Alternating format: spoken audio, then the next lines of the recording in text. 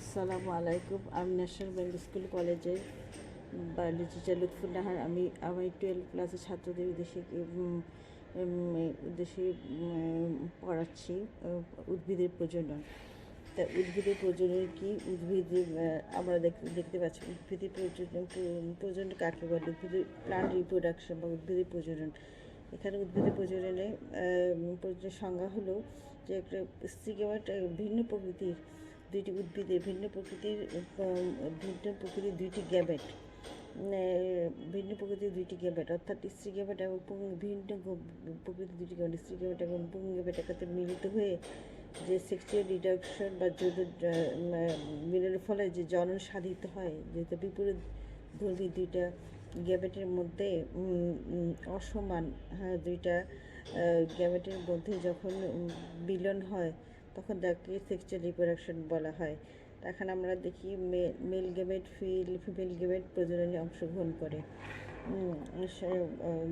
নিশ্চল স্ত্রী গ্যামেট এবং সচল পুং গ্যামেট মিলে জাইগোট গঠন করে এবং জাইগোট গঠনের ফলে উদ্ভিদ বংশবৃদ্ধি করতে পারে। উদ্ভিদ প্রজননের মাধ্যমে বংশবৃদ্ধি ঘটায় এবং বংশবৃদ্ধি ঘটায়, নয়তো প্রজনন যদি না হতো তাহলে উদ্ভিদের বংশবৃদ্ধি করতে পারতো না। এখন আমরা দেখি একটা ফুলের, এখানে আমি একটা ফুল এঁকেছি, এখানে আমি একটা ফুল এঁকেছি। ফুলের কয়টা অংশ, একটা ফুলের গর্ভমুণ্ড, একটা ফুলে দেখা যায় পাপড়ি আছে বা দল, তারপরে পুংকেশর স্ত্রীকেশর, তারপর বীতি দল, পুংকেশর স্ত্রীকেশর, এগুলি আমরা দেখতে পাচ্ছি। এটা ফুলের বীতি দল।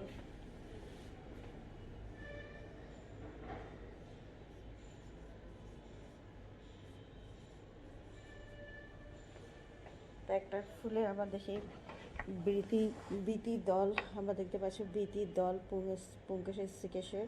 তখন একটা ফুলের দেখতে পাচ্ছি গর্ভাশয়। এখন পুংকেশে আমরা দেখতে পাচ্ছি যে পুংকেশে পরাগধানী, দুইটা পরাগধানী আছে, পরাগধানী দুইটা আছে, দুইটা পরাগধানী, একটা যে পরাগধানী থাকে উপরে, পুংকেশের পুংদণ্ডের উপরে যে পরাগধানী থাকে, দেখতে পাচ্ছি একটা পরাগধানী, পুংকেশর, এটা পরাগধানী, পুংদণ্ড। পুংকেশের দুইটি অংশ নিয়ে গঠিত আমরা দেখতে পাচ্ছি। পুংকেশের দুইটা দণ্ড, একটা পরাগদণ্ড এবং পরাগধানী পুংদণ্ডের মাথায় দুইটা পরাগধানী দেখতে পাই। তখন পরাগধানী আমরা যদি প্রস্তুচ্ছেদ করি তাহলে দেখা যাবে এখানে পরাগ মাতৃকোষ আছে। এখানে দেখা আছে, আমি এখানে একটা পরাগ মাতৃকোষ এঁকেছি। পরাগ মাতৃকোষে প্রস্তুচ্ছেদ করা পরাগ মাতৃকোষের মধ্যে স্পোর মাতৃকোষ থাকে।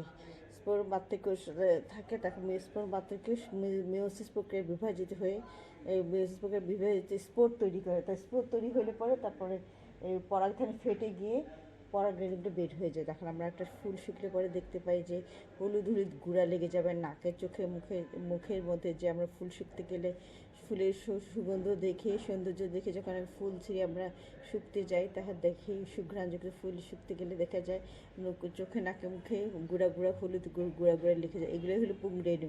এগুলো যে মাইক্রোস্কোপের নিচে দেখি তাহলে দেখা যাবে এগুলো পরাগরেণুগুলো কণ্টকিত পরাগরেণুগুলো দেখতে খুবই সুন্দর লাগে। মাইক্রোস্কোপ অনেক বড় করে দেখা যায় পরাগরেণুগুলো, এবং কণ্টকিত পরাগরেণুগুলো দেখা যায়।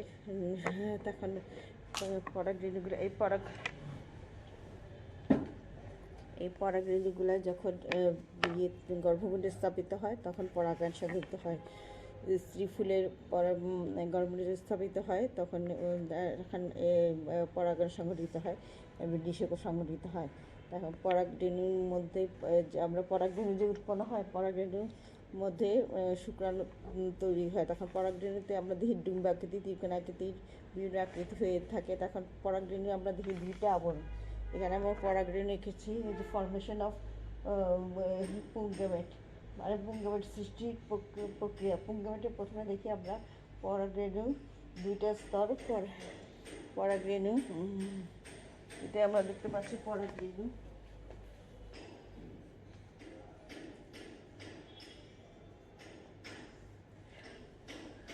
পরাগরেণু আমরা দেখতে পাই দুইটা পরাগরেণু দুইটা, বাইরের দিকে একটা আবরণ এবং ভিতরের দিকে একটা আবরণ দেখতে পাই পরাগরেণু। হ্যাঁ, বাইরের বাইরের দিকে একটা আবরণ, ভিতরের দিকে একটা। বাইরের আবরণকে বলা হয় অ্যাক্সাইন, ভিতরের আবরণকে বলা হয় ইনটাইন। বাইরের আবরণকে অ্যাক্সাইন বলা হয়, ভিতরে ইনটাইনকে বলা হয়। ভিতরে একটা আছে নিউক্লিয়াস, তার ভিতরে একটা নিউক্লিয়াস দেখতে পাচ্ছি আমরা, ভিতরে একটা আছে নিউক্লিয়াস।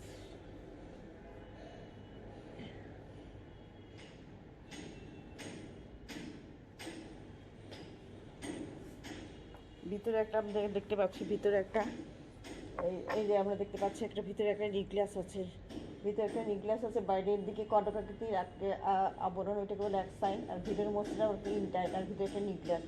এই নিউক্লিয়াসটাই পরবর্তীভাবে বিভাজিত হয়, মাইটোসিসে বিভাজিত হয়, দুইটা নিউক্লিয়াস সৃষ্টি করে। একটাকে বলা হয় জনন নিউক্লিয়াস, একটাকে বলা হয় নালিকা নিউক্লিয়াস, একটা বলা হয় জনন নিউক্লিয়াস।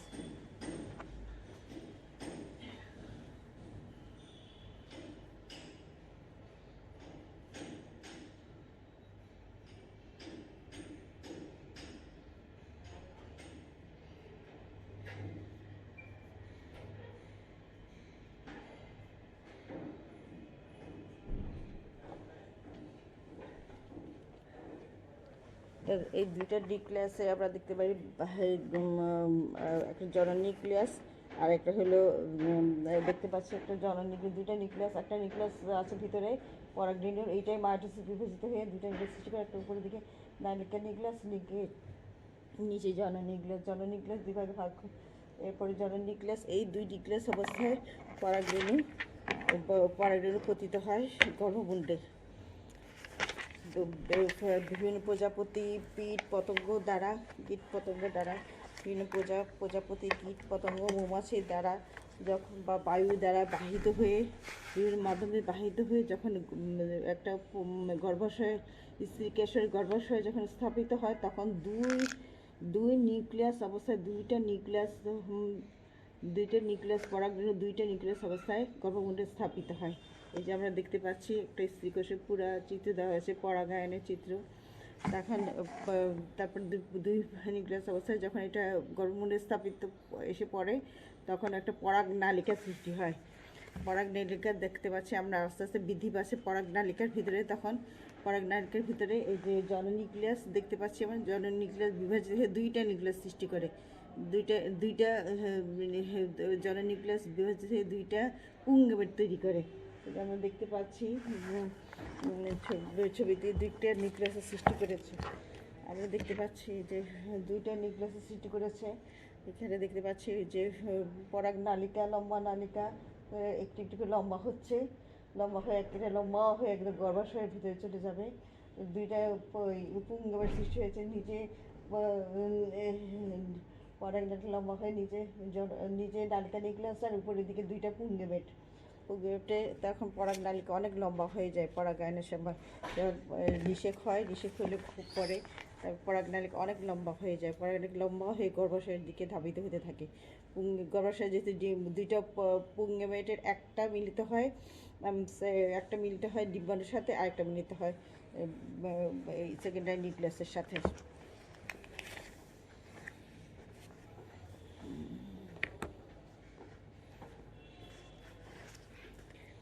এখন আমরা দেখতে পাচ্ছি এখন এই দেখতে পাচ্ছি যে আমরা এরপরে স্ত্রীজনন কোষ, এই তো গেল পরাগ স্ত্রীগেমেট সৃষ্টি, এরপর পুংগেমেট সৃষ্টি। এই প্রথমে আমরা তখন ইয়ে করলাম পুংগেমেট সৃষ্টির প্রক্রিয়া, এরপর স্ত্রীগেমেট সৃষ্টির প্রক্রিয়া, কীভাবে ডিম্বাণু সৃষ্টি হয়, ওটাতে পুংগেমেট কীভাবে সৃষ্টি হয় সেটার প্রক্রিয়া দেখানো হলো চিত্রসহ। তোমরা চিত্রসহ চিত্রসহ আঁকা শিখবে, পড়াও শিখবে। আর পুংগেমেট স্ত্রীগেমেট কীভাবে তৈরি হয়, স্ত্রীগেমেট হলো গর্ভাশয়ের ভিতরে স্ত্রী রেণু মাতৃকোষ থাকে। গর্ভাশয়ে আমরা দেখতে পাচ্ছি এই যে গর্ভাশয়ের ভিতরে স্ত্রী রেণু মাতৃকোষ থাকে। গর্ভাশয়ের ভিতরে স্ত্রী রেণু মাতৃকোষ থাকে। স্ত্রী মাতৃকোষ মেয়োসিস প্রক্রিয়ায় বিভাজিত হয়ে চারটা স্ত্রী রেণু তৈরি করে। চারটা স্ত্রী রেণুর মধ্যে মেয়োসিস প্রক্রিয়া চারটা স্ত্রী রেণু তৈরি হয়। তিনটা নষ্ট হয়ে যায়, একটা থাকে, একটা স্ত্রী থেকে যায়, বাকি তিনটা নষ্ট হয়ে যায়। এখন একটা স্ত্রী রেণুর ভিতরে যে একটা নিউক্লিয়াস থাকে, এই নিউক্লিয়াসে পরবর্তীতে নিউক্লিয়াসের পরে বিভাজিত হয়।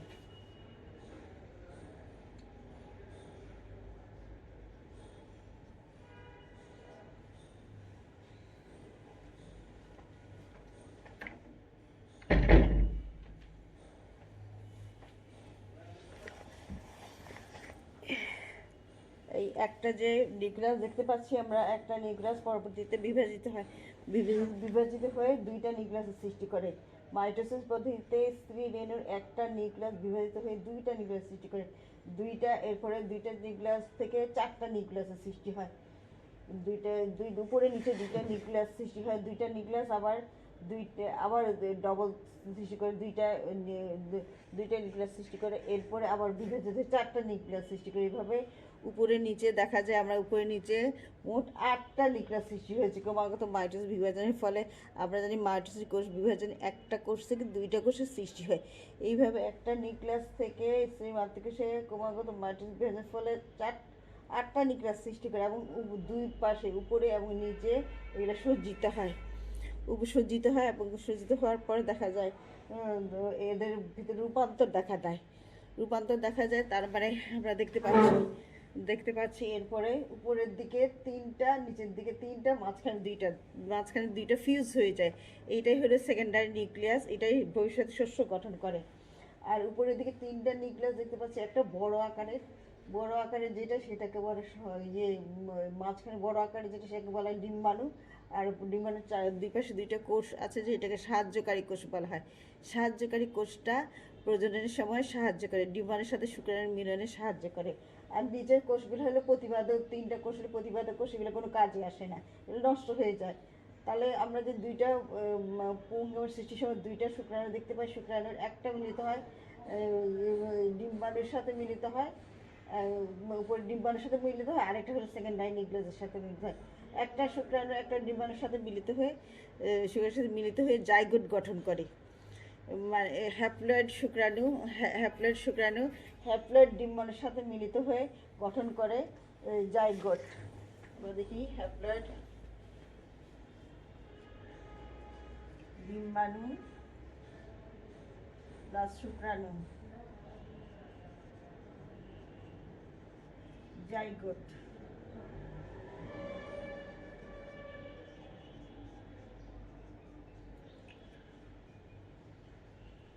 ডিম্বাণুর ক্রোমোজোম সংখ্যা আমরা দেখতে পাচ্ছি n, ডিম্বাণুর ক্রোমোজোম সংখ্যা n এবং শুক্রাণুর ক্রোমোজোম সংখ্যা n, দুইটা মিলিত হয়ে জাইগোট গঠন করে টুয়াইস n, জাইগোটের ক্রোমোজোম সংখ্যা টুয়াইস n। তারপরে আবার এদিকে দেখতে পাচ্ছি আমরা যে সেকেন্ডারি নিউক্লিয়াস, আমরা দেখতে পাচ্ছি এরপর আরেকটা শুক্রাণু কিসের সাথে মিলিত হয়, আমরা যে দুইটা শুক্রাণু সৃষ্টি হয় এই পুংগমের সৃষ্টির সময়, একটা শুক্রাণু ডিম্বাণুর সাথে মিলিত হয়ে জাইগোট গঠন করে, আরেকটা শুক্রাণু সেকেন্ডারি নিউক্লিয়াসের সাথে মিলিত হয়। তার মানে একটা শুক্রাণু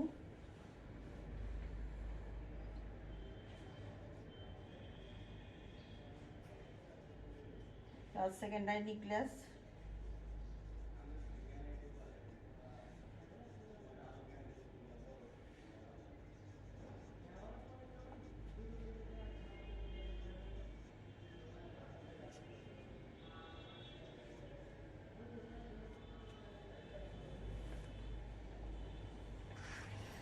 আমরা দেখতে পাচ্ছি একটা শুক্রাণুর মধ্যে একটা শুক্রাণুর ক্রোমোজোম সংখ্যা হলো n।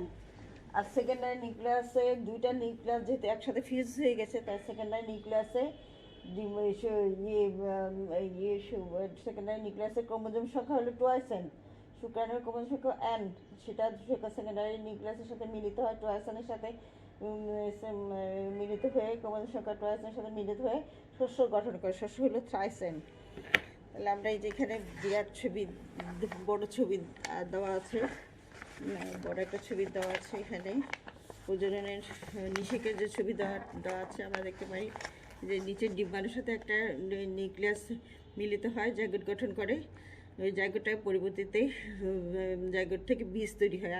আর এখানে যে আমরা দেখতে পাচ্ছি সেকেন্ডারি নিউক্লিয়াস বা টুয়াইস n সংখ্যক ক্রোমোজোমের সাথে একটা শুক্রাণু মিলিত হয়ে থ্রাইস n শস্য গঠন করে। শস্যই হলো বীজের ভবিষ্যৎ খাদ্য সঞ্চয় করে রাখে, শস্যতে বীজের জন্য খাদ্য সঞ্চিত থাকে। এবং আমরা যে নিষেকের পরে জাইগোট জাইগোটটাই হলো শুক্রাণু ডিম্বাণু মিলিত হয়ে জাইগোট গঠন করে, সেটাই হলো বীজ গঠন করে। বীজটাই হলো উদ্ভিদের বংশবৃদ্ধি ঘটায়। আর নিষেকের পরে গর্ভাশয় আমরা দেখতে পাচ্ছি যে গর্ভাশয়ের চারিদিকে যে গর্ভাশয়ের প্রাচীর আছে, এই প্রাচীরটাই ফলে পরিণত হয়। তারপরে আমরা আম যে খাই, আমটা হলো গর্ভাশয়। আর ভিতরে যে আমটা আমরা যে আম খাই, আমটা যে খাই, আমটা হলো গর্ভাশয় খাই। আর নিষেকের পরে গর্ভাশয়ের প্রাচীর ফলের প্রাচীর হয়ে যায়, ফলতক হয়ে যায়। গর্ভাশয় প্রাচীরটাই ফলতক হয়ে যায়, ওইটাই আমরা খাই। আমটা মানে আমরা এটা গর্ভাশয় খাই। আর ভিতরে যে বীজ আটি দেখি, আমার ভিতরে আটি, ওইটাই হলো জাইগোট বা বীজ। এবার নিশ্চয়ই তোমাদের বুঝতে সহজ হবে। তা এইগুলো তো আমাদের নিষেক প্রক্রিয়ার ছবিটাও আপনারা আঁকা শিখবে। আর কত ধরনের হয় সেটাও শিখবে তোমরা। কত ধরনের অধোমুখী গর্ভাশয়, ঊর্ধ্বমুখী ডিম্বাশয়, অধোমুখী ঊর্ধ্বমুখী ডিম্বাশয়, গর্ভাশয়, সবগুলোর ছবি আঁকা তোমরা শিখবে। যে অধোমুখী কোটা, ঊর্ধ্বমুখী হয়ে যেটা দেখা যায় ডিম্বক রন্ধ্রটা উপরের দিকে থাকে, যেটা উপরের দিকে থাকে, ওইটাকে বলা হয় ঊর্ধ্বমুখী এই গর্ভাশয়। যেটার ইয়েটার ডিম্বক রন্ধ্রটা নিচের দিকে থাকে, এটাকে বলে অধোমুখী। ডিম্বক রন্ধ্রটা নিচের দিকে আমরা দেখতে পাচ্ছি, ডিম্বক রন্ধ্রটা নিচের দিকে থেকে, এটাকে বলা হয় অধোমুখী। একটা ডিম্বকের লম্বচ্ছেদ চিত্র আঁকা আসে, এটা অবশ্যই তোমরা চিত্র আঁকা শিখবে। এটা তা আমরা দেখতে পাচ্ছি একটা চারিদিকে একটা ডিম্বকের লম্বচ্ছেদ করে চারিদিকে ডিম্বকের প্রাচীর থাকে, এক্সাইন ইনটাইন বলে এটাকে। তারপরে ভিতরে একটা ছিদ্র থেকে, এটাকে ডিম্বক রন্ধ্র, এটাই বীজ রন্ধ্রে পরিণত হয়। নিষেক পরে এটাই বীজ রন্ধ্রে পরিণত হয়। তারপরে বাইরের দিকে যে আবরণটা থাকে, ডিম্বকের বাইরের দিকে যে আবরণটা থাকে, এটার বীজের আবরণ তৈরি করে। নিষেকের পর এটাই বীজের আবরণ তৈরি হয়। আর একটা খোসার আমরা একটা ছোলা দেখি, সামনের দিকে একটা ছিদ্র থাকে। ছোলা ভিজালে, আর শুকনো ছোলা বা ভিজালেও, ছোলা ভিজালে দেখি আপনার সামনের দিকে ছিদ্র থাকে, এইটাই হলো বীজ রন্ধ্র। এইটা এখানে যে ডিম্বক রন্ধ্র দেখতে পাচ্ছি, নিষেকের পর এটাই বীজ রন্ধ্রে পরিণত হয়। তারপরে যে একটা ছোলার যেমন খোসা দেখি, এই খোসাটাই হলো এই ডিম্বকের বাইরের আবরণ। তা এটার ভিতরে আমরা দেখতে পাচ্ছি উপরের দিকে প্রতিপাদক কোষ, মাঝখানে সেকেন্ডারি কোষ, আর নিচে ডিম্বাণু। বড় কোষটা হলো ডিম্বাণু, আর দুই পাশে দুইটা সাহায্যকারী কোষ। আর এখানে ডিম্বকের একটা ডিম্বক নাড়ি বলা আছে। ডিম্বক নাড়ির নিচে আমরা দেখি ডিম্বক নাভি, যে লম্বা একটা দণ্ড দেখা যাচ্ছে, এটা ডিম্বকের সাথে, এটা ডিম্বক নাড়ি বলে। এটাকে আমরা বীজের বোটা বলবো। বোটা দিয়ে বীজের বোটা, আমরা যেমন মটরশুঁটি বা ছোলা যে আমরা দেখি গাছের মধ্যে ঝুলে থাকে মটরশুঁটিগুলা, ওগুলো কী থাকে, একটা বোটা দিয়ে ঝুলা থাকে, এই বোটাটাই হলো ডিম্বক নাড়ি।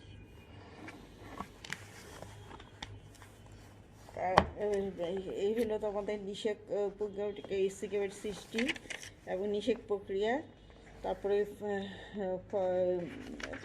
বীজের উৎপত্তি, ফলের উৎপত্তি হয় কীভাবে, সেটা তোমরা জানলে। আর নিষেকের তাৎপর্য তোমাদের জানাতে হবে।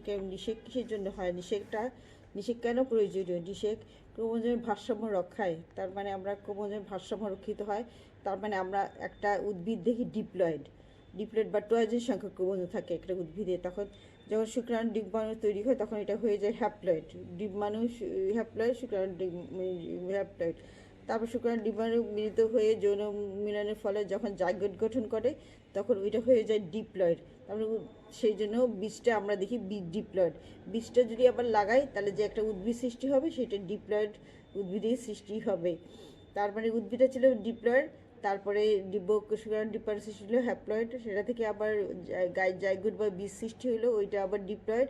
বীজটা লাগালে যে উদ্ভিদটা লাগাবো, সেটা আবার ডিপ্লয়েড হয়ে যায়। তার মানে ডিপ্লয়েড উদ্ভিদ থেকে আবার ডিপ্লয়েড উদ্ভিদের সৃষ্টি হচ্ছে, মানে ক্রোমোজোমের ভারসাম্য রক্ষিত হচ্ছে নিষেকের ফলে। তারপরে ফল ও বীজ সৃষ্টি হচ্ছে, উদ্ভিদের বংশবৃদ্ধি হচ্ছে। উদ্ভিদের যদি ফল বীজ না আসে, বীজ যদি সৃষ্টি না হতো তাহলে উদ্ভিদ ধ্বংস হয়ে যেত, উদ্ভিদের অস্তিত্ব থাকতো না, নিষেক যদি না হতো। তার নতুন প্রজাতি সৃষ্টি, নতুন প্রজাতিও আমরা দেখতে পাই যে নতুন নতুন প্রজাতিও নিষেকের ফলে বংশদের মধ্যে অনেক সময় নতুন বৈশিষ্ট্যের সঞ্চার হয়, ফলে নতুন প্রজাতিও সম্ভাবনা হয়। তারপরে বিবর্তনেও এটা নিষেকের পরে সৃষ্ট প্রকরণ আবার বিবর্তনও আনে অনেক সময়। উদ্ভিদের বংশ রক্ষা, এটা তো আমি আগেও বললাম যে তোমার উদ্ভিদ কীভাবে বংশের বিলুপ্তির হাত থেকে উদ্ভিদকে রক্ষা করে নিষেকই।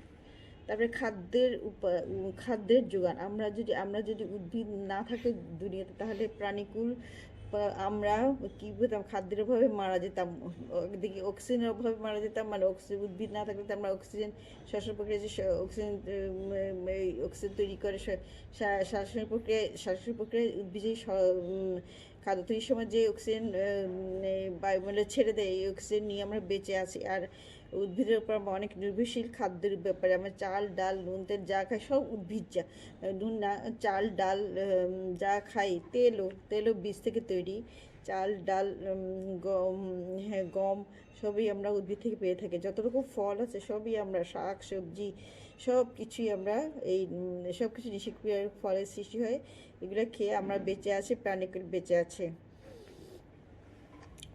এখন আমরা যে ওজন দেখবো, ওজন জোরনটাও পড়বা তোমরা কীভাবে। আদা আদা হলো কাণ্ড, ভ্রূণস্থ কাণ্ড, আলু ভ্রূণস্থ কাণ্ড, তারপরে পেঁয়াজ হলো ভ্রূণস্থ কাণ্ড, এগুলো কীভাবে উদ্ভিদের বংশবৃদ্ধি ঘটায়। এবং আদা থেকে কাণ্ড থেকে কাণ্ডের বংশবৃদ্ধি করে। একটা আদা যদি আমরা কেটে বা ভেঙে লাগিয়ে দিই, আবার এটার মাটির নিচে সমান্তরালভাবে বৃদ্ধি পাবে। আলুও কাণ্ড, এগুলো কাণ্ডের মাধ্যমে বংশবৃদ্ধি হয়, এগুলো মূলের মাধ্যমে না, কাণ্ডের মাধ্যমে বংশবৃদ্ধি পায়। তারপরে পেঁয়াজের নিচে যে ছোট্ট একটা কাণ্ড থাকে, ওইটাই যদি কেটে আবার লাগিয়ে দিই তাহলে আবারও পেঁয়াজ, ওটা কেটে লাগিয়ে দিলে হবে না, ওইটার পেঁয়াজের বীজ থেকে হয়, কিন্তু ওইটাকে কাণ্ড বলে।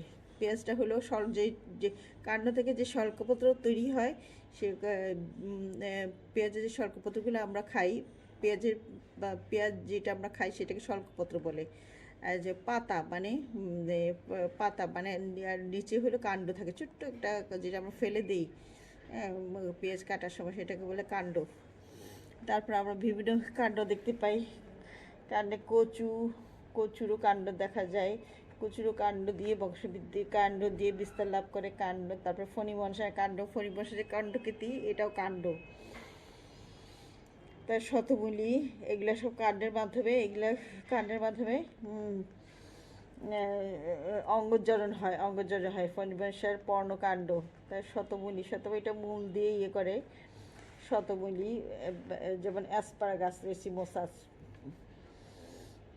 তাহলে কোনো কাণ্ড দিয়ে, কোনো উদ্ভিদ মূল দিয়ে বংশবৃদ্ধি করে।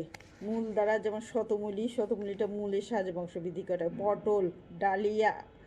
পটল ডালিয়া কাঁকরোল, এগুলো মূলের সাহায্যে বংশবৃদ্ধি, কাঁকরোল শতমূলী পটল এগুলো মূলের সাহায্যে বংশবৃদ্ধি ঘটায়। আর কাণ্ড ধারা আলু কচু তারপরে আদা, এগুলো কাণ্ডের মাধ্যমে বংশবৃদ্ধি ঘটায়। আর কৃত্রিম প্রজনন, আমরা শাখা কলম দাবা কলম এগুলোর মাধ্যমে কৃত্রিম প্রজনন করা হয়। গুটি কলমে বিভিন্ন ফলের কলমের সাহায্যে কৃত্রিম প্রজনন গঠন করা হয়। তারপরে পার্থেনোজেনেসিস, আরেকটা জিনিস পরিচালনা, আমরা পার্থেনোজেনেসিস কাকে বলে?